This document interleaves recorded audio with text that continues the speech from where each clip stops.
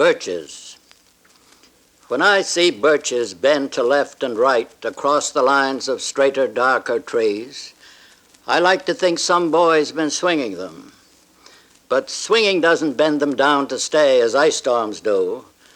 Often you must have seen them loaded with ice a sunny winter morning after a rain. They click upon themselves as the breeze rises and turn many-colored as the stir cracks and crazes their enamel. Soon the sun's warmth makes them shed crystal shells, shattering and avalanching on the snow crust. Such heaps of broken glass to sweep away you'd think the inner dome of heaven had fallen. They are dragged to the withered bracken by the load, and they seem not to break. Though once they're bowed so low for long, they never right themselves. You may see their trunks arching in the woods years afterward, trailing their leaves on the ground like girls on hands and knees that throw their hair before them over their heads to dry in the sun. But I was going to say, when truth broke in with all her matter of fact about the ice storm, I should prefer to have had some boy bend them as he went out or in to fetch the cows. Some boy too far from town to learn baseball, whose only play was what he found himself, summer or winter, and could play alone.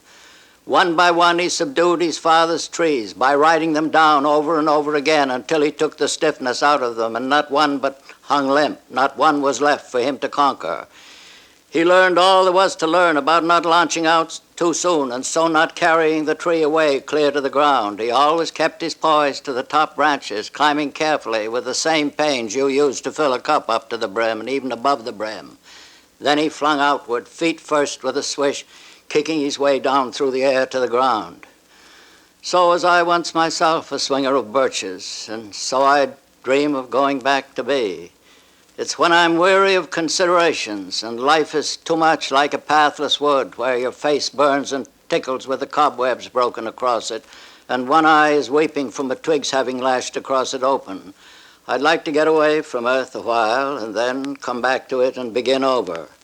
May no fate willfully misunderstand me and half grant what I wish and snatch me away not to return. Earth's the right place for love. I don't know where it's likely to go better. I'd like to go by climbing a birch tree and climb black branches up a snow-white trunk toward heaven till the tree could bear no more but dipped its top and set me down again. That would be good, both going and coming back. One could do worse than be a swinger of birches.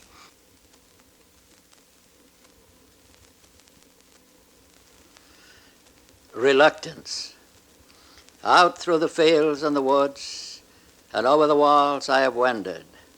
I have climbed the hills of view and looked at the world and descended. I have come by the highway home, and lo, it has ended. The leaves are all dead on the ground, save those that the oak is keeping, to ravel them one by one and let them go scraping and creeping out over the crusted snow when others are sleeping. And the dead leaves lie huddled and still, no longer blown hither and thither. The last lone aster is gone. The flowers of the witch hazel wither. The heart is still aching to seek, but the feet question whither. Ah, when to the heart of man was it ever less than a treason to go with the drift of things, to yield with a grace to reason, and bow and accept the end of a love for a season? The woodpile. Out walking in the frozen swamp one gray day, I paused and said, I will turn back from here. No, I will go on farther, and we shall see. The hard snow held me, save where now and then one foot went through. The view was all in line, straight up and down, of tall, slim trees, too much alike to mark or name a place by, so as to say for certain I was here or somewhere else. I was just far from home. A small bird flew before me. He was careful to put a tree between us when he lighted and say no word to tell me who he was, who was so foolish as to think what he thought. He thought that I was after him for a feather, the white one in his tail, like one who takes everything said as personal to himself. One flight out sideways would have undeceived him. And then there was a pile of wood for which I forgot him and let his little fear carry him off the way I might have gone without so much as wishing him good night. He went behind it to make his last stand. It was a cord of maple, cut and split and piled and measured 4 by 4 by 8, and not another like it could I see. No runner tracks in this year's snow loop near it, and it was older sure than this year's cutting, or even last year's or the years before. The wood was gray and the bark warping off it, and the pile somewhat sunken. Clematis had wound strings round and round it like a bundle.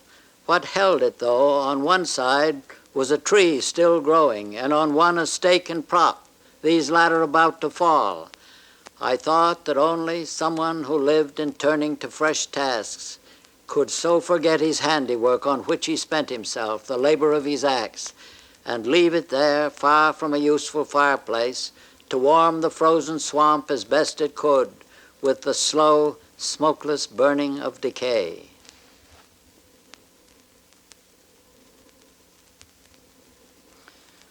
The Runaway. Once when the snow of the year was beginning to fall, we stopped by a mountain pasture to say whose colt. A little Morgan had one forefoot on the wall, the other curled at his breast. He dipped his head and snorted at us, and then he had to bolt. We heard the miniature thunder where he fled, and we saw him, or thought we saw him, dim and gray, like a shadow against the curtain of falling flakes. I think the little fellow's afraid of the snow. He isn't winter broken. It isn't play with the little fellow at all. He's running away. I doubt if even his mother could tell him, sakes, it's only weather. He'd think she didn't know. Where is his mother? He can't be out alone. And now he comes again with a clatter of stone and mounts the wall again with whited eyes and all his tail that isn't hair up straight. He shudders his coat as if to throw off flies. Whoever it is that leaves him out so late when everything else has gone to stall and bin ought to be told to come and bring him in.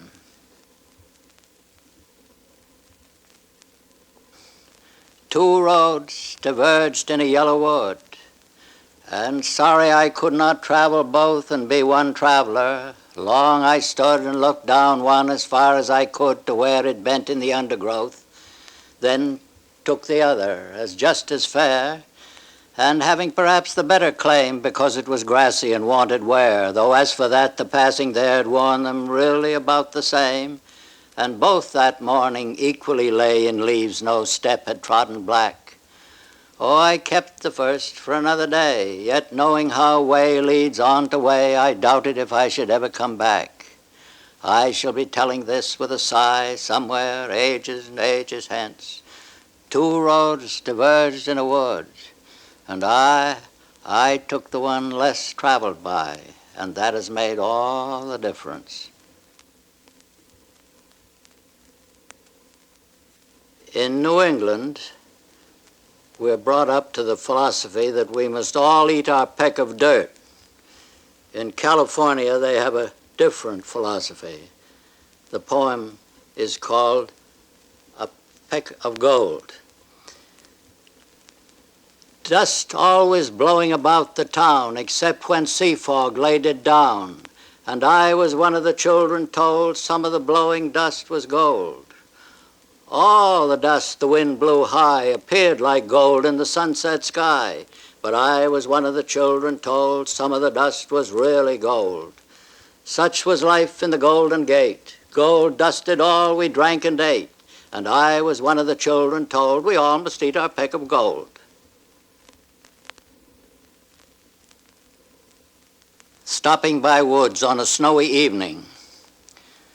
Whose woods these are, I think I know. His house is in the village, though. He will not see me stopping here to watch his woods fill up with snow. My little horse must think it queer to stop without a farmhouse near, between the woods and frozen lake, the darkest evening of the year. He gives his harness bells a shake to ask if there is some mistake. The only other sounds, the sweep of easy wind and downy flake. The woods are lovely, dark and deep, but I have promises to keep, and miles to go before I sleep, and miles to go before I sleep.